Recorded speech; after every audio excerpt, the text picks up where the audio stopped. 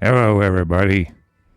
We're moving right ahead here. We're going to be very soon moving on into Exodus. But here we are in 47 in the book of Genesis, and Joseph's going to present 5 of his brethren and his father before Pharaoh.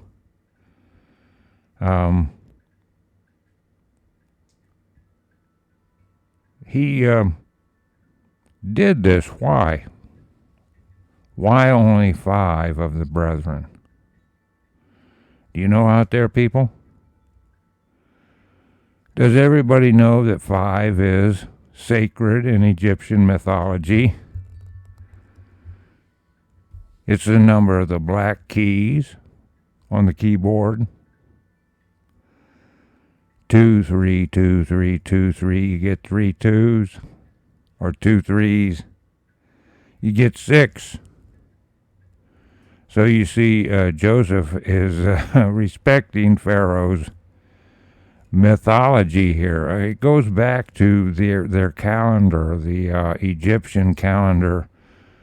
They claim in the Egyptian Mystery School that their calendar was 360 days.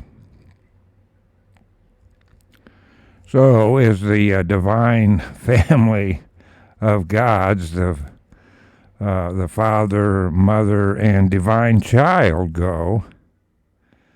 In their mythology, one of their great mythologies is that she added 5 days, you see, because the dad, in their mythology, was going to kill the child.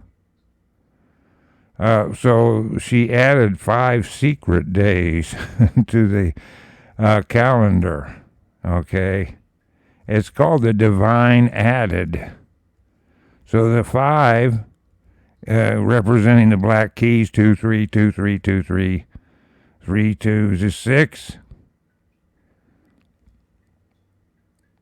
2 3s is 6. 3 2s is 6. So their 5 goes into 6.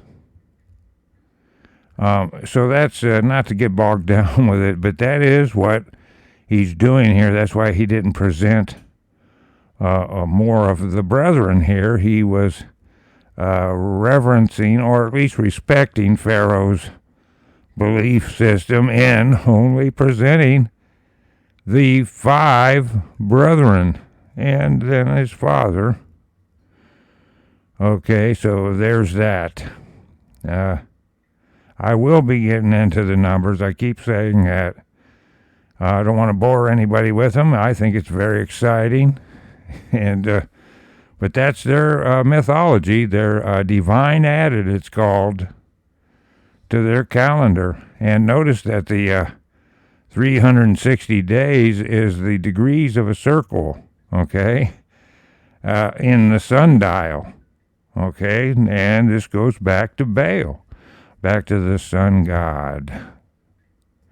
Anyway, that's it, and that's why this 5 is sacred, because she had 5 sons, 5 arrows. Now you'll notice that the Rothschilds, in their worship of the Egyptian Mystery School, had the 5 sons. They had the 5 arrows. They started the 5 banks that rule the world. And that's no big secret, folks. That's easy to explore.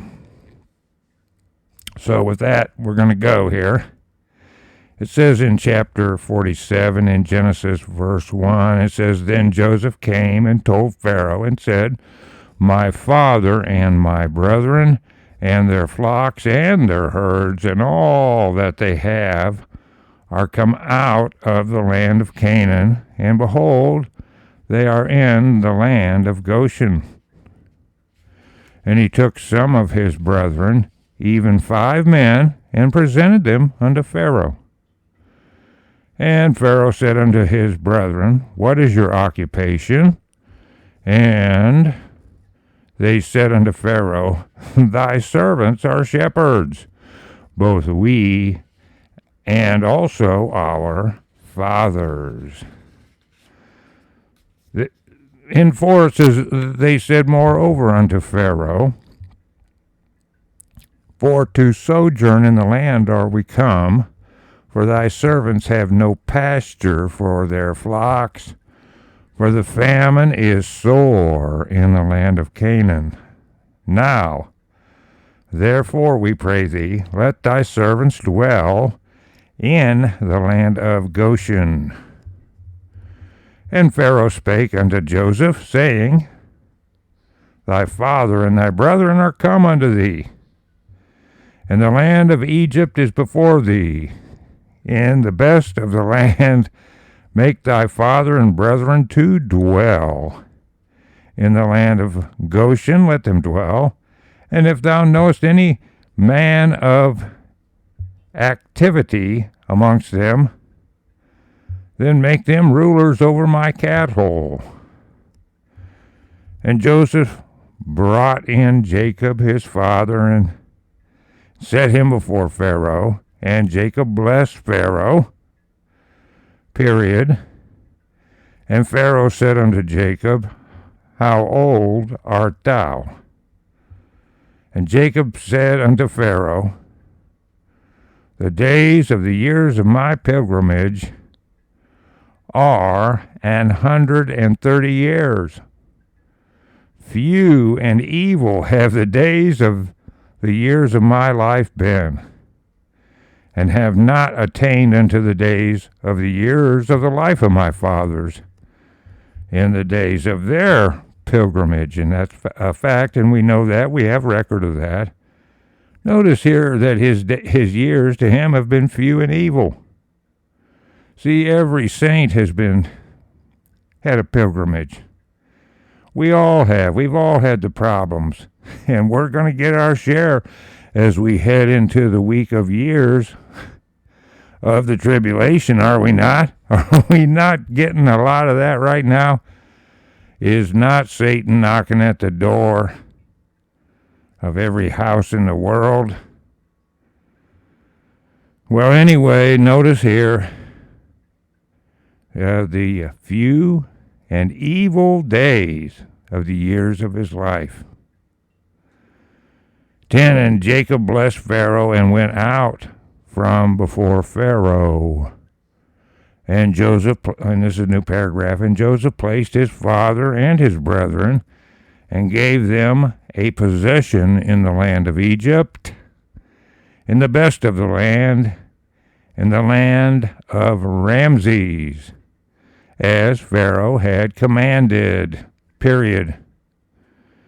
And Joseph nourished his father and his brethren and all his father's household with bread according to their families. Okay, and the translators are saying this word in the Hebrew, or out of the Hebrew, it's according to their little ones, or as the little child is nourished. Okay, so there's some Hebrew for you. 13 is a new paragraph. And there was no bread in all the land, and the famine was very sore, so that the land of Egypt and all the land of Canaan fainted by reason of the famine. And Joseph gathered up all the money that was found in the land of Egypt and in the land of Canaan for the corn which they bought. And Joseph brought the money into Pharaoh's house. And when money failed in the land of Egypt and in the land of Canaan, all the Egyptians came unto Joseph and said, Give us bread, for why should we die in thy presence? Question mark. For the money faileth. And your storable foods people go to this too when they're selling their storable foods. 16, and Joseph said, Give your cattle, and I will give you for your cattle if money fail. 17, and they brought their cattle unto Joseph, and Joseph gave them bread in exchange for horses and for the flocks and for the cattle of the herds and for the asses, and he fed them with bread for all their cattle for that year. 18, when that year was ended, they came unto him the second year, and said unto him, We will not hide it from my Lord, how that our money is spent. My Lord also had our herds of cattle. There is not aught left in the sight of my Lord, but our bodies and our lands. Wherefore shall we die before thine eyes, both we and our land? Buy us and our land for bread, and we and our land will be servants unto Pharaoh, and give us seed that we may live and not die, that the land be not desolate. And control of food here. This is pointed out also by people that sell the storable foods. Controlling people through food.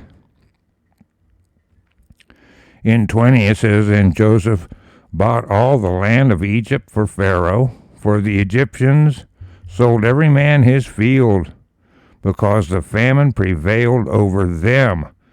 So the land became Pharaoh's. Now, in Jacer, he stashed a bunch of money, too. A lot of this wealth, the jewelry and all that, he did several treks out and buried monies. That's in Jacer, okay? 21, And as for the people, he removed them to cities from one end of the borders of Egypt, even to the other end thereof. Isn't that what they're going to do with their 15-minute cities today?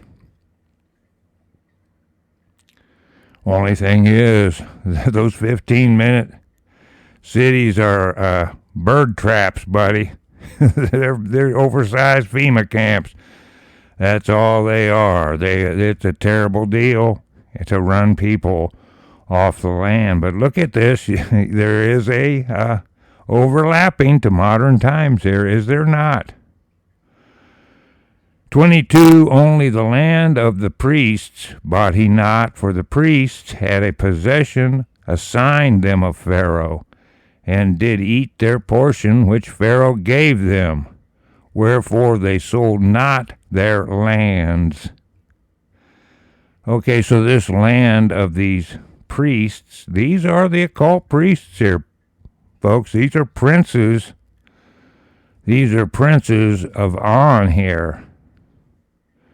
They're occult, mystery school, religion, sorcerers.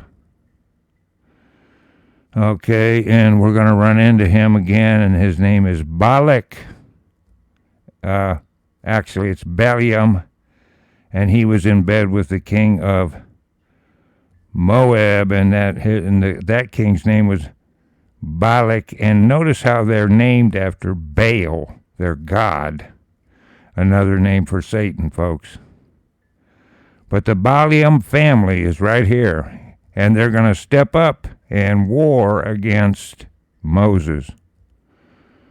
All right, so on we go here. It says, Then Joseph said unto the people, Behold, I have bought you this day, and your land for Pharaoh.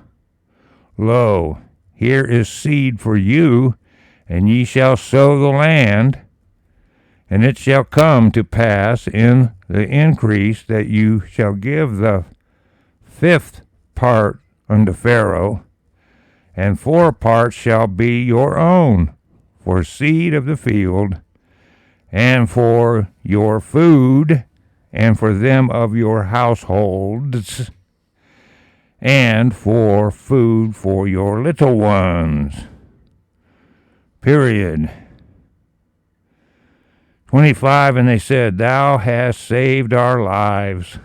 Let us find grace in the sight of my Lord, and we will be Pharaoh's servants.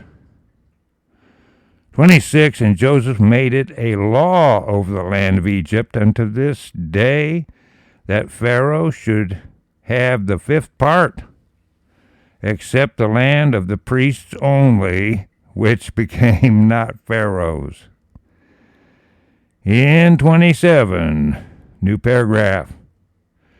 And Israel dwelt in the land of Egypt, in the country of Goshen, and they had possessions therein, and grew, and multiplied exceedingly. And Jacob lived in the land of Egypt 17 years.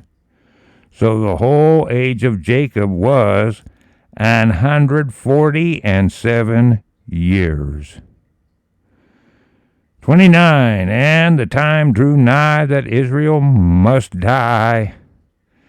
And he called his son Joseph, and said unto him, If now I have found grace in thy sight, put, I pray thee, thy hand under my thigh, and deal kindly and truly with me. And this is this custom of when you make an oath of putting the hand under the thigh. And of course, we don't have that today. It's really strange to our ears, but this was their custom back then. All right, so thy hand under my thigh, and deal kindly and truly with me. Bury me not, I pray thee, in Egypt. 30, but I will lie with my fathers, and thou shalt carry me out of Egypt, and bury me in their burying place. And he said, I will do as thou hast said. 31, and he said, Swear unto me. And he sware unto him, and Israel bowed himself upon the bed's head. Okay? So, this is going to go on into 48, and he's going to give some of his history as they visit their sick father, and Jacob blesses them. And then we're going to move into the prophecy. He's going to do the blessing, and then he's going to prophesy before he dies about the 12 tribes here. So that's going to be very interesting, and we hope to see everyone there. So I'll catch you on the next podcast. Bye.